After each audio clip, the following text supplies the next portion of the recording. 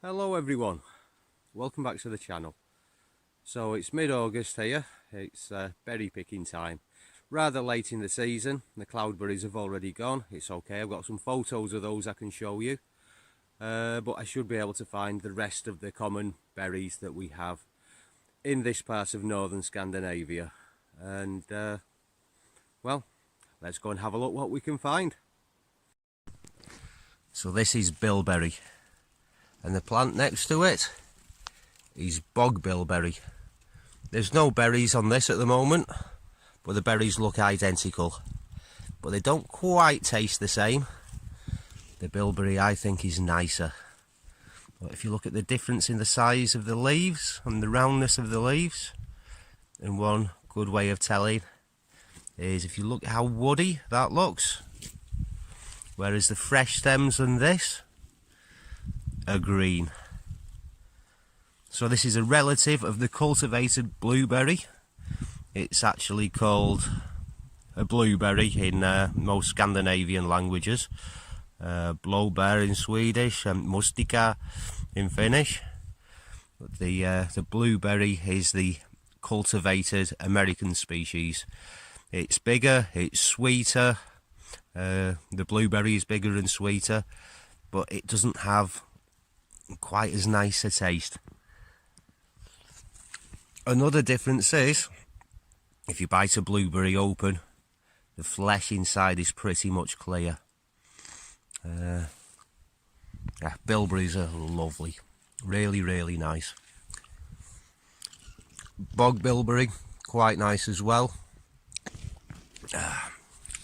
Oh, I'll have the rest of them. Quite nice as well, but not quite as flavoursome.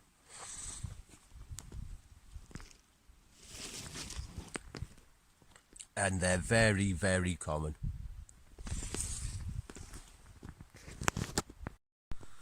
So here's a bog bilberry with some berries actually growing on it.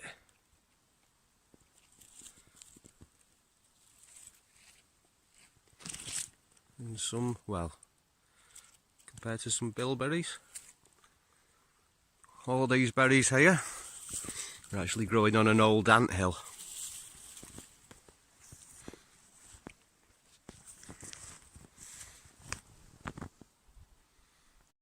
Okay, these little black berries here, these are crowberries. So it's a member of the Erica family. Absolutely packed with vitamins, these things. Really good for you.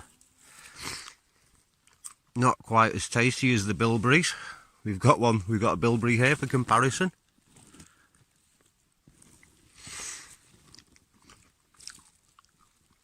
But if you mix the two together,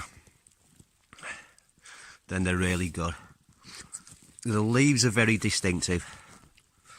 Really short, stumpy little leaves. Yeah, you can see it's like a bell heather, member of the Erica family.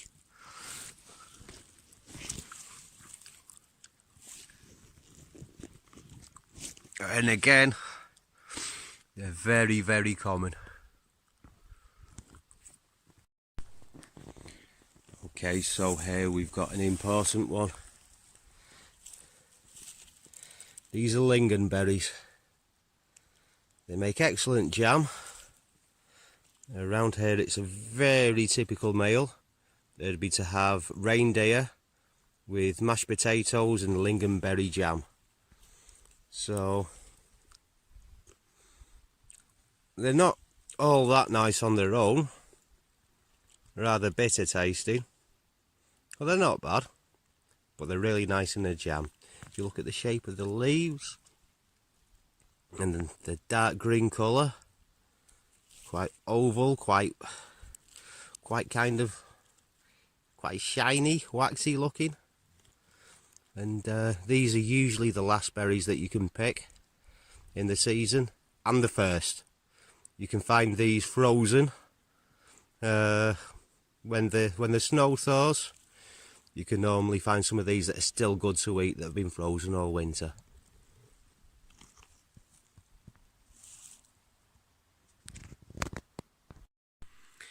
Dwarf Coronel, otherwise known as bunch berries. I'm too late in the year to show you the berries, which aren't poisonous, but they're not very nice either. They're red berries, which you could possibly confuse with lingonberries. This grows usually next to water, and a good way to distinguish it is if you look, the veins in the leaves, they all run parallel to the vein down the centre rather than branching off that vein. That's because it's a monocotyledon rather than a dicotyledon. It's a cornus, it's a dogwood. So if you're familiar with other dogwoods, the leaves look somewhat similar. And it's only red because of the time of year, obviously.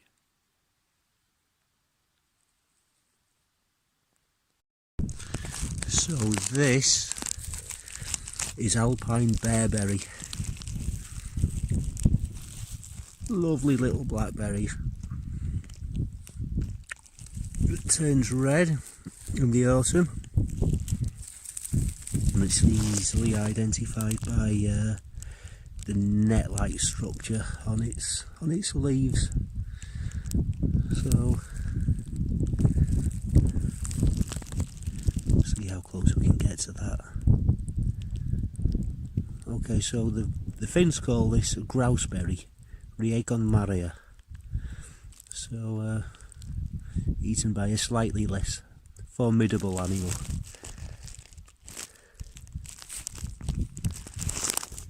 This is the kind of area that it grows in.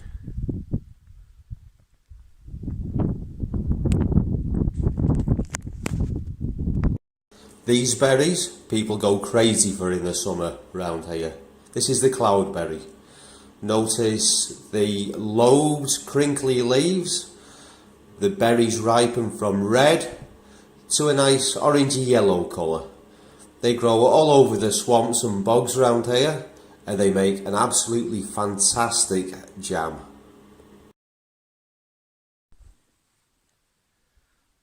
Okay guys, so we're right at the end of our berry picking season here in northern Finland. Further south in Scandinavia you'll still have some time, but this may be more useful to people next year, at least in this area. Well,